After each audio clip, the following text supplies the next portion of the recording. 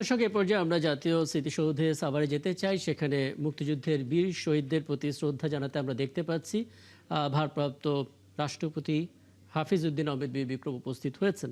আমাদের সহকর্মী মোহাম্মদ হোসেন তো আছেনই, তার মাধ্যমে আরও আপডেট জেনে নিতে চাই। মোহাম্মদ হোসেন, আপনি যেমনটা বলছিলেন 11:30 নাগাদ ভারপ্রাপ্ত রাষ্ট্রপতি দায়িত্ব নিয়ে উপস্থিত হবেন এখানে শহীদদের প্রতি শ্রদ্ধা জানাতে, এবং ঠিক তেমনটাই হয়েছে। আমরা দেখতে পাচ্ছিলাম 11:28 দিকে তিনি এসেছেন এবং আপনি বলছিলেন এই কার্যক্রম শেষ করার পর তিনি রাজধানীতে যাবেন এবং শহীদ রাষ্ট্রপতি জিয়াউর রহমান এবং বেগম খালেদা জিয়ার সমাধিতে শ্রদ্ধা নিবেদন করবেন। একটু জানাবেন আমাদেরকে মোহাম্মদ হুসাইন।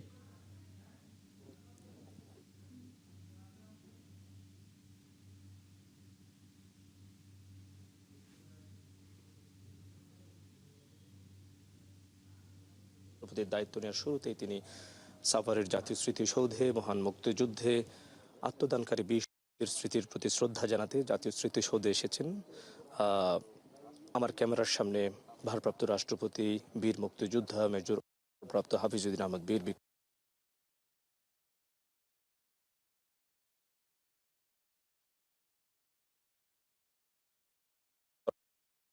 এবং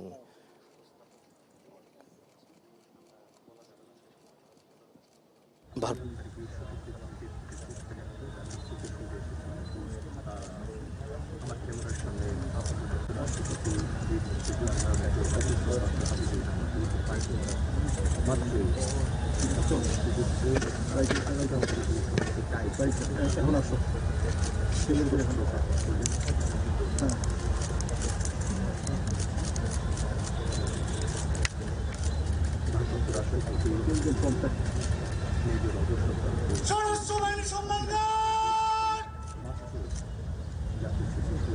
রাষ্ট্রীয় সালাম দেবে। সশস্ত্র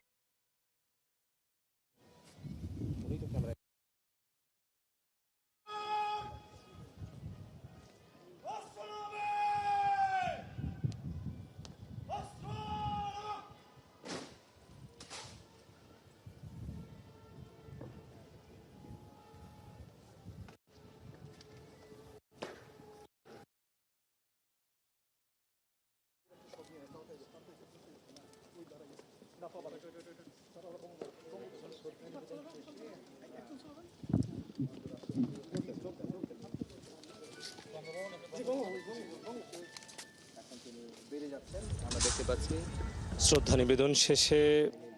শ্রদ্ধা নিবেদন শেষে ভারপ্রাপ্ত রাষ্ট্রপতি অবসরপ্রাপ্ত